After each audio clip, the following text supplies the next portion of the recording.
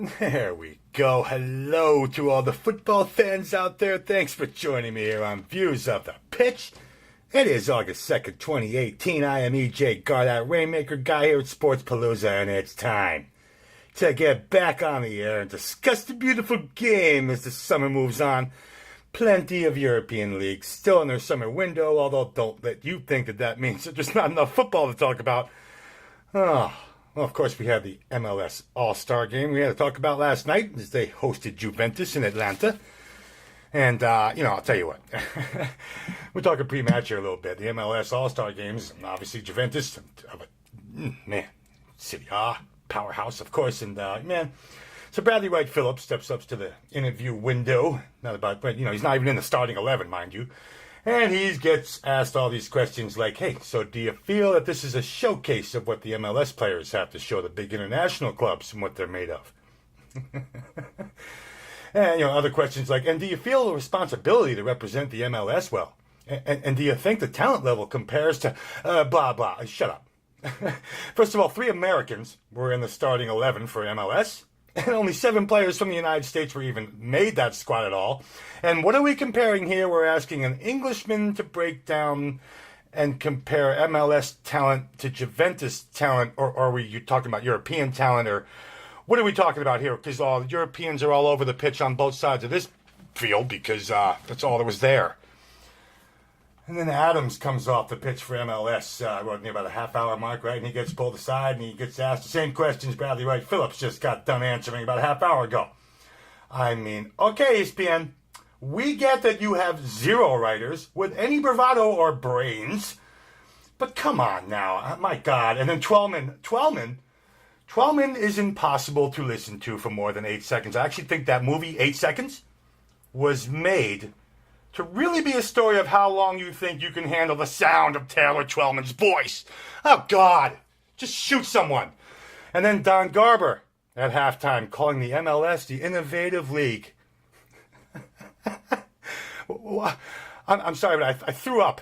And I missed the rest of that interview. So anyone and everyone out there who knows, is, or was associated with the North American Soccer League, PDL, or any of those phases of soccer in this country know that Don Garber is why this country will ultimately fail at an epic level when it comes to soccer, I guess we have to call it, right? It's football, by the way. Talking youth soccer, oh yeah, and how kids should dream to play around the world one day. Kids, move to Europe. Move to Europe now. Yeah, listen, if you're a parent of a kid who wants to play football, please don't call it soccer, give your kid a real chance that they deserve to grow in a culture that actually does have a future. Then you'll never get that here in America. Period. Take your kid to Europe. And how about Mr. Max Britos, huh? Actually having to look at his notes to remember the 2 guys sitting next to him in the segment. My God, man. Here, MLS plus ESPN equals WTF. You gotta be kidding me. Anyway, let's talk about the match a bit, and we're going way over to what's going on in the world of football right now. All right, so how about Andrea Favilli? Huh? Man, coming to America story over there? He's not even going to be on that Juventus squad come the 2018-2019 Serie A campaign, so that really isn't too far away, too, by the way. And really, it's amazing how Serie B player with Ascoli the last couple of seasons puts on a Juve shirt, and out comes the talent that's been, okay, don't get me wrong, I've seen plenty of that guy. He scored 13 goals with Ascoli the last two campaigns down with Serie B, and I've seen plenty of that, so I knew who this kid was before. He spent about a minute with Juve and wore their uniform once in an actual match in City A, one match, back in 2016. But, we really had no idea who he was yet. But that, man, anyway, impression made. Impression made in the States, too. Obviously, the other game they played against the German squad that everyone knows rather well. What a nice leader to give Juventus the early one. What a nice header that was. Talk about giving Juventus the early 1-0 lead in that match. And, Brad there was just stuck in the cement. Pretty much had to just watch that ball find the back of the net to his left-hand side there. And, obviously, the changes in that transfer window for Juventus as you look at the roster. I'm going to get into that, of course, when the Serie A comes up here. But, man, get to that later. The goal for Joseph Martinez, pretty much exactly the type of goal I think anyone would expect to see from him, man. Of course, man, plenty familiar with him. He spent 3 years at Torino, of course, before he moved to Atlanta in 2017. So, boy, I almost wanted to say Atalanta there, right? He became the first player wearing an Atlanta jersey to score in an All-Star game, but man, we're only talking 2 seasons here. He certainly got that home crowd roaring, though. I'll tell you what, that's pretty cool. Making it 1-1 there, and of course, I already mentioned the disaster that was the halftime show.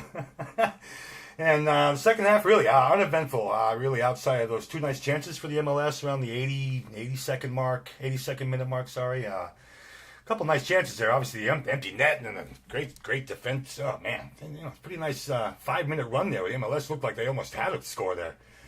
And then, of course, I guess we're going to have to go to a shootout now after regulation. Of course, they did it last year, and then they do it again this year. And even that was pretty much uneventful until Bradley Wright Phillips missed his try, and that was that.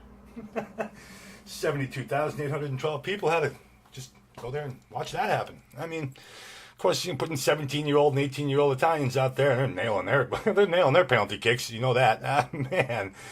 Composure at 17, and yeah, that's what happens when you go to Italy. See, you want a kid, that's exactly what I'm talking about. You want to raise your kids to play football, send them to Italy, send them to Europe, because when your kid's 17, you can walk up and have that much composure to take the first of those penalty kicks. He's a 17-year-old kid. Yeah, how you doing? So, all right, anyway, those are a couple of hours that we'll never get back, so we can now turn our attention to this upcoming weekend, which appears to me that we've got ourselves some MLS and Coppa Italia on deck. That's for me, of course. And like I mentioned before, there's plenty of football being played around the globe as well. Saturday, August 4th, 2018. Open that live scoreboard that you might use to track your results. Live score, flash score, odds portal, whatever. I don't know. Whatever platform you use on a regular basis, open up that Saturday schedule. Now, I'm shooting this show on Thursday night here in New York. So I don't know when you're going to end up tuning into this and listening, but anyway, slide that date to Saturday and watch that little drag box turn into a little baby thing because of how many football games are being played on Saturday. Lower tiers of England underway, Belgium, Jupiler, and their cups going on, German lower tiers in action, Russian Premier League, I could go on. I mean, there's plenty of European stuff and along with plenty of South American stuff. African football, baby. Oh, come on now. Oh, if you're not up to your football in Africa, Zimbabwe Premier League knowledge, I mean, come on, give it the program, people. And the Gezi FC is going to be handing Nishroot a beatdown on Saturday at Bob Stadium in the Gezi. Oh, Nishroot fresh up from Division 1 this year. And yeah, you got to know your African football. You're going to get a beatdown. Anyway, let's not leave out Japan, South Korea, China, all the Asian football on the pitch this weekend as well. I mean, man, imagine if the A-League in Australia was going on right now. We'd have football being played on 6 of the 7 continents all at once. Or wait, is Zealandia a continent yet? Is Zealandia a continent yet? Anyone know? It should be. All right, we'll call it 7 still. I think there's 8 continents, but we're not going to get into that one either, all right? All right, seriously. Now, all right, let's get back to the actual pitch that we view. MLS, hey, pretty decent starting points as we just saw how terrible. I mean, I saw tremendous quality in that league. 10 matches slated for Saturday, and we'll have, the Red Bulls hosting LAFC on the Sunday match, all on its own. So 11 fixtures this weekend on the table means goodies to find. And you might have heard on the All-Star Game that Atlanta will be refilling the seats again on Saturday as the Reds come calling. Looks like Giovinco gets to hang out in Atlanta for a couple days longer. He's going to wait for his teammates to arrive from Toronto, and boy, these lines are just... the over 3 is minus 140. The 3.5 is plus 120. Jesus, I'm going to chase 4 goals to try and get paid on that total over there. And there's valuable spots all over the board. So I don't even know why you waste your time with the opening match there for the Saturday slate. I mean, I'm going to beg for a 2-2 match at Mercedes-Benz. All right. Anyone want to tell me how the hell San Jose's coach is still on their sidelines? Listen, I turned 49 on March 4th, okay? San Jose has won a single game since my birthday. And they've scored 1 goal in the entire month of July. Even if you throw in that friendly match versus Man U on the 22nd. So, ew! Mike. I don't know, and I don't understand how that dude... I don't know what he's doing to keep his job over there, but I can only assume that he's writing's on the wall over there. I mean, Avaya Stadium is going to have to find a reason to stand up other than to get another beer. If the only reason you're getting up is to get another beer, you can do that anywhere. I got to pay 60, 40, whatever bucks to walk into Avaya Stadium and watch a football team play like crap. Because that's what's going on over there right now. Oh, God. Someone's job's going to have to be affected soon over there. Seriously, unless they've already given up on this campaign. Already? I don't know. You gotta get that dude out of there. Sorry. And now, anybody want to tell me we have a straight 3 on this total? That's beyond me. Minus 110 for the under 3. What? In the Dallas-San Jose match? That value starts here as far as I'm concerned. Did I mention San Jose scored 1 goal in July? And now that Gonzalez is playing exceptional since getting his job back from that Jimmy Maurer guy. Yeah, I see you, Maurer. You miss me much, dude? You know you do. Oh, Maurer and I have quite a history. If anyone knows me knows that 3 years hosting the New York Cosmos Team podcast and getting to attend nearly every home game as well. Memories. 2 rings. I don't know if you just saw, I just posted on my Twitter feed the other day, the hashtag TBT last week about the 2016 title game.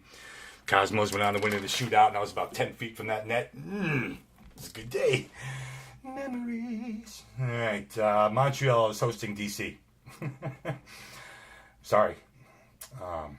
Please try to make other plans. Well, at least if you do go, just make sure you throw a bet on this total, too. This straight 3 is plus 110 at my book to go over. I put this bet in before I actually finished thinking about what I was actually going to say here today. I'm like, all right, let me get this in now. And so that's on there. It's already on the board. Yeah. What more do you say about that contest? Just stop it. 2-1 in a Montreal-DC United match at worst. It's going to push me and give me my money back at the... Okay, thanks. So, yeah, that over 3. DC and Montreal... Yeah, you're taking it. And, hey, I might have to see if I can head down to Yankee Stadium on Saturday to catch the New York City-Vancouver show. Yeah, I said show because, holy goodness. 3-3? Much? What? Do you see that bolt to score in the second half prop is plus 175 at some sites? Like it's not going to be 1-1 in the second half, huh? I think it's going to be 3-3 anyway. I think they'll both score in the second half. That plus 175 staring you in the face. And that over 3.5 is plus 125 as well. Okay, it's going to be 3-3. Pretty sure 2.5. If they both have 3 goals, you're good. Yeah. Yeah, put that in, man. I don't know if that's some kind of dare or some kind of joke. You got to be kidding me. 3.5 or plus 125. And that second half, both to score at plus 175. Bingo!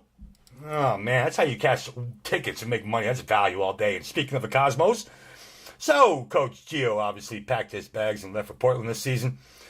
Oh, man, Timbers started the year, the 2 draw and the 3 losses, and everyone's wondering what the hell is the big deal about this Savarese guy?